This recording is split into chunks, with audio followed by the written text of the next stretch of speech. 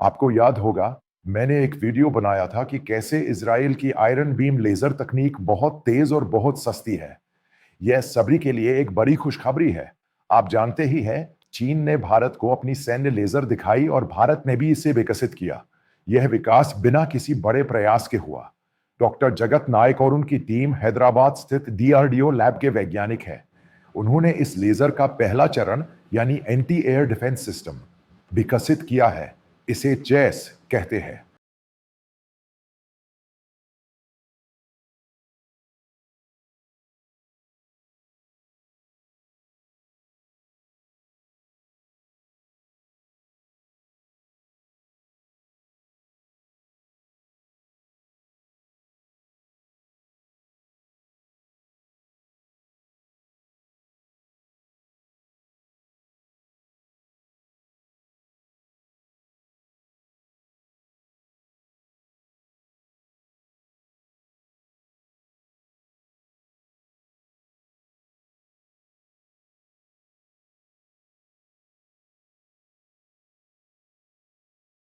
जब हम शतरंज खेलते हैं, तो हम राजा और मंत्री के साथ शतरंज खेलते हैं, है ना?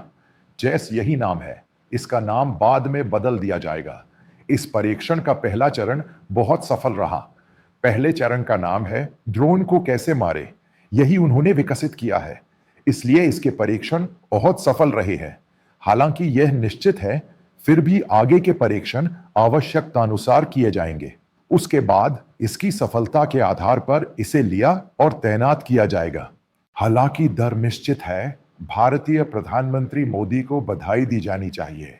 उनके आने के बाद यह परियोजना डीआरडीओ द्वारा प्रस्तुत की गई थी। इस आयोजन का विस्तार हो रहा है और फिर यह इसी तरह आगे बढ़ता है। हमें यह समझने की जरूरत है कि भारत जैसा कहा जाता है, वैसा कोई लेजर नहीं बनाता, क्योंकि हम इसके परीक्षणों और इसके आयोजनों से गुजर रहे हैं, क्योंकि यह अभी तक सफल नहीं हुआ है। अब हमारे पास इसके लिए एक लेजर है। आपने इस लेजर को आंख से संबंधित नहीं लगाया है। यह सब हम कर रहे हैं। हमने विदेश से खरीदे गए लेजर का इस्तेमाल किया है, यानी इस प्रायोगिक संस्करण का इस्तेमाल जर्मनी के अंदर किया गया था। जर्मनी और साथ ही पूर्व सोवियत संघ के एस्टोनिया में भी। इस बारे में समझने वाली एक महत्वपूर्ण बात है, पूर्व सोवियत संघ इस लेजर तकनीक में बहुत मजबूत था। दुनिया के सबसे बेहतरीन वैज्ञानिक उस देश में थे। फिर कुछ लोग उस देश से चले गए। एस्टोनिया पूरी तरह से उनके हाथ से है। हमने इसे खरीदा है। अब फिलहाल उनके वैज्ञानिक हैं, जर्मन वैज्ञानिक हैं। वे ही सारी मरम्मत और रखरखाव कर रहे हैं। समझने वाली एक महत्वपूर्ण बात यह है कि हम इस तकनीक के दूसरे चरण की बात कर रहे हैं। डीआरडी का मतलब है कि इन मिसाइलों और दूर से आने वाली मिसाइलों तक पहुंचने के लिए भारतीय वैज्ञानिकों ने इजराइल की मदद ली है। इजराइल इसे संयुक्त रूप से कर सकता है। ऐसा इसलिए कहा गया है क्योंकि इसमें लेजर बनाने के लिए भारी मात्रा में ऊर्जा की आवश्यकता होती है। यह मूल रूप से भारतीय वैज्ञानिकों के लिए है। यह एक प्रश्न चिन्ह है, लेकिन यह एक मुद्दा है क्योंकि अब इसकी लागत दिलचस्प है, यानी बहुत सस्ती है। हम जानते हैं कि S-400 प्रणाली रूस से खरीदी गई थी। यह एक बहुत बड़ी मानव राशि है। कहा जाता है कि एक प्रणाली की लागत 3 से 4 अरब होती है। फिर इसके रखरखाव का खर्च, फिर यह गतिशील है, यानी इसकी गतिशीलता।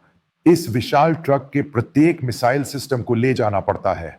फिर अगर इसमें कोई नुकसान होता है तो वह चला जाता है। ये अंदर के महत्वपूर्ण घटक है। फिर यहीं पर यह लेजर तकनीक काम आती है। हमने कहा कि यह लागत इन सबका केवल 1/1000वां हिस्सा है। इस लेजर की लागत बहुत कम है, यानी हमारी रक्षा चिंताएं बहुत कम हो जाएंगी। इसी तरह हमें इतनी जनशक्ति की जरूरत नहीं है। हमें इतनी गतिशीलता की जरूरत नहीं है। वह चीज जो एक छोटी जीप के अंदर ले जाई जाती है और फिर उसे कनेक्टिविटी केबल में लगाना ही काफी है। इसी तरह भारत की सीमाएं बहुत बड़ी है और यहां सब कुछ आसानी से स्थापित किया जा सकता है। यह चीज बहुत सस्ती है। इसे ही मैं सफलता कहता हूं। इस संबंध में मेरा एक सुझाव है। मैं जिस विषय पर अध्ययन कर रहा हूं, वह है भारत का रक्षात्मक नवाचार। मैं कई लोगों से बात कर रहा हूं और उनसे बातचीत के बाद ही यह कह रहा हूं। मुझे भारत में एक अच्छा इंजीनियरिंग कॉलेज है, यह सेमीकंडक्टर पहली बार है कि भारत सरकार इन कॉलेजों में इसे एक कोर्स बनाने और वहां इसे पढ़ाने में शामिल हुई है। इसे छात्रों के लिए एक कोर्स बनाने के लिए उन्होंने प्रत्येक संस्थान में लगभग 2.5 से 3 करोड़ रुपए खर्च किए हैं। एक और इंजीनियरिंग कॉलेज स्थापित किया गया है। 1/4 इंजीनियरिंग कॉलेजों में और अन्य जगहों पर इसे शुरू किया जा रहा है। तो मूल रूप से बच्चों को क्या पढ़ाया जा रहा है? निर्माण कैसे किया जाता है? यह चिप कैसे बनाई जाती है? आवश्यकता अनुसार उपकरण है, फिर इसकी पूरी लागत है। इसके अलावा केंद्र सरकार ने प्रत्येक कॉलेज को 1.5 से 2.5 करोड़ रुपए दिए हैं और उन बच्चों को यह पढ़ाया है। मैं यहां जो कहने जा रहा हूं वह यह है कि इस रक्षा का कारण नवाचार है। इसी प्रकार इंजीनियरिंग कॉलेजों को इसे अध्ययन का विषय बनाना चाहिए। इसी प्रकार भारतीय रक्षा के संबंध में हमारे पास कई विमान हैं जिन्हें हम सेवानिवृत्त कर रहे हैं। लड़ाकू विमान, इन सभी को इस सेकंड हैंड कीमत पर नहीं बेचा जाना चाहिए। यह इस भारतीय रक्षा द्वारा दिखाई गई वैश्विक मूर्खता है। जब हमारी गाड़ियां पुरानी हो जाती हैं तो वे उन्हें यहां मायापुरी बाजार में बेच देते हैं। विकुल्ला हमें अक्रिविला के लिए विमान बनाने चाहिए और इसी तरह के काम करने चाहिए। हमें उन्हें मुफ्त इंजीनियरिंग कॉलेज देने चाहिए ताकि उस पीढ़ी के बच्चे वहां पढ़ सकें और फिर भारत सरकार को हर कॉलेज को, चाहे वह निजी हो या सरकारी, 5 या 10 करोड़ रुपए देने चाहिए ताकि वे मोटा मुनाफा कमा सकें और फिर अच्छी एजेंसियों से इसकी निगरानी करवानी चाहिए। इन 60 साल के आर्मी अफसरों और इन 60 साल के आईएएस अफसरों को मत सौंपिए। असल में मैं आपको इससे जुड़ी एक बात बताऊंगा। मैं 54 साल का हूं। मैं एआई का इस्तेमाल करके इसकी तस्वीरें बनाना जानता हूं। मैंने किसी खास से ट्यूशन ली और यह सीखा, यह भी बेंगलोर में है। क्योंकि अगर आप ये नहीं सीखते तो मुझे पता है कि आप आगे नहीं बढ़ सकते। मेरे जैसे इस 54 साल के आदमी के बारे में सोचिए। कितने लोग एआई का इस्तेमाल करके आज के काम करना जानते हैं?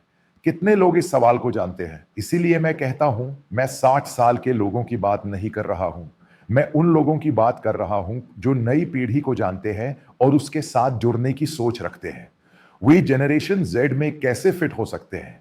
ऐसे नवोन्मेषी दिमागों को लिया जाना चाहिए, ना कि 60 या 70 साल के लोगों को। इसमें कुछ भी नहीं डाला जाना चाहिए। इसलिए हमें उन पर नजर रखने की जरूरत है।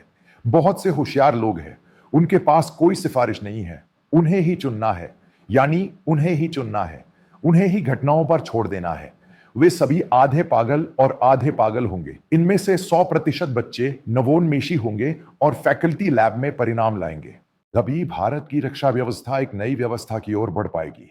हाल ही में जब मैं टहलने गया था तो एक सेवारत कर्नल, एक पूर्ण कर्नल दिल्ली मुख्यालय आए। उनसे मिलने के बाद उन्होंने मुझसे पूछा कि क्या उन्हें इस एआई का अध्ययन करने की आवश्यकता है। मैंने तो जरूर पढ़ा होगा, लेकिन इसे पढ़ने के बाद मुझे बहुत सी बातें समझ में आ गई। मैंने कहा, कोई बात नहीं, जो जानते हैं उन्होंने जो बातें रखी है उन्हें समझ लीजिए।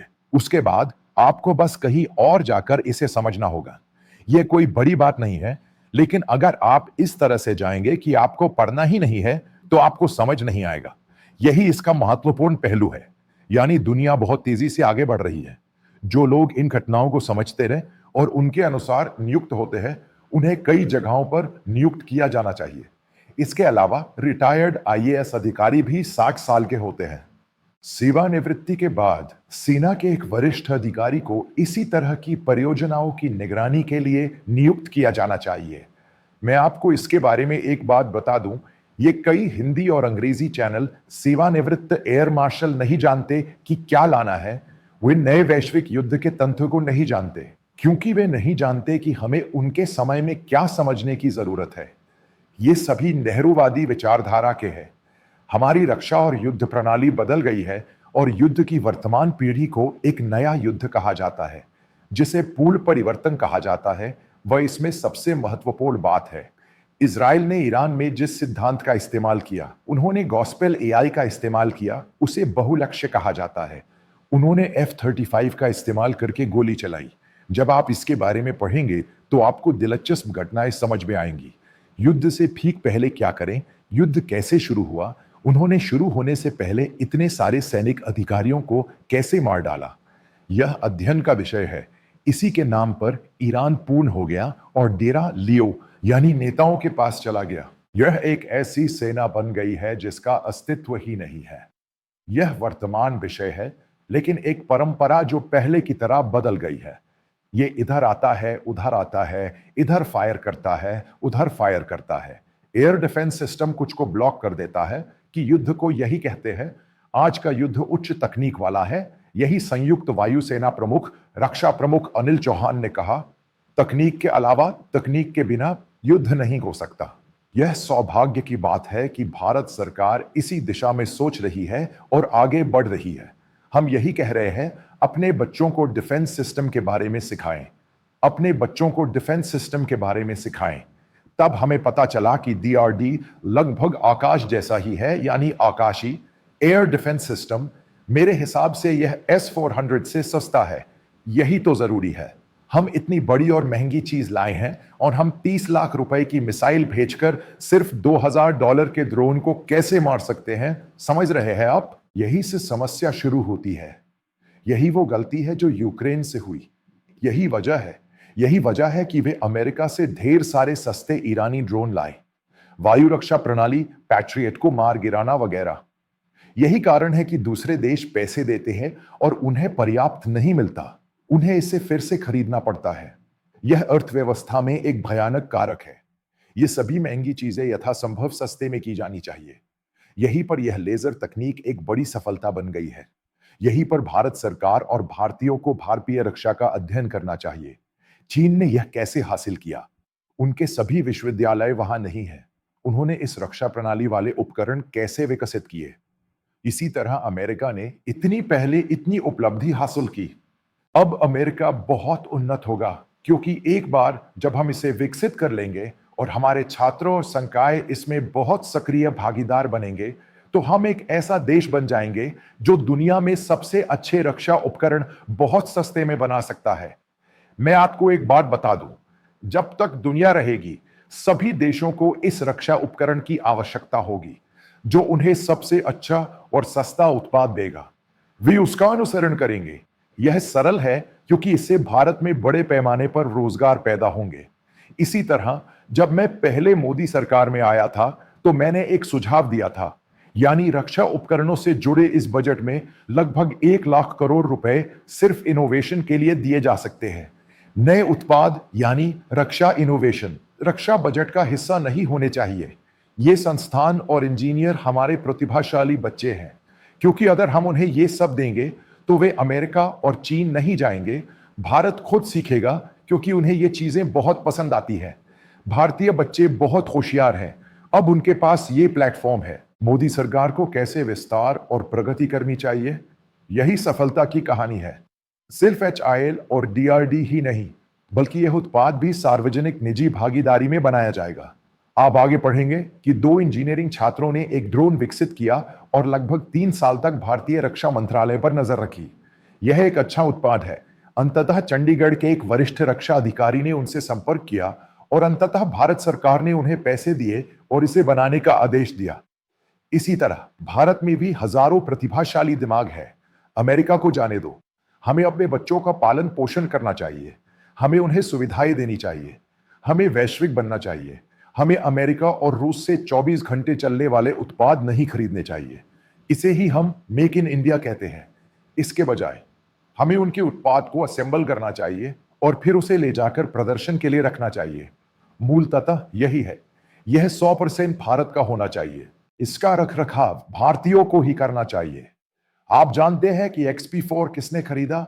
रूसी वैज्ञानिक इसका रखरखाव कर रहे हैं। उसी तरह जैसे हमने कई विमान खरीदे हैं, यानी अमेरिकी सामान। ये कौन है? इसका रखरखाव कौन कर रहा है?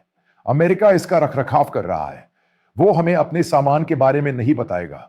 हमें यही रखरखाव करना है। हमें इसे बनाना है। हमें अपनी जरूरत की चीजें बाहर से खरीदनी है, ताकि भारत आगे बढ़ सके। तभी यह स्वदेशी हो सकता है। या जैसा कि मोदी सरकार ने आज कहा, बाकी सब स्वदेशी, बाकी सब विदेशी। 100% भारतीय सामान अत्याधुनिक होना चाहिए। हमारी तकनीक मुफ्त होनी चाहिए। हम इसे आसानी से विकसित कर सकते हैं।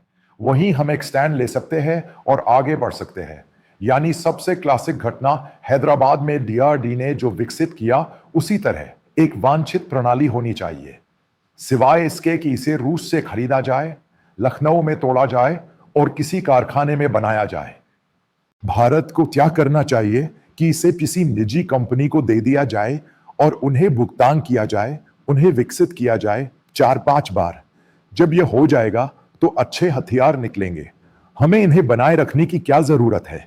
जब हर क्रांतिकारी भारतीय उत्पाद भारत में ही बनाया जाएगा तो भारतीय रक्षा क्षेत्र 100% सफलता इसी तरह हासिल कर सकता है।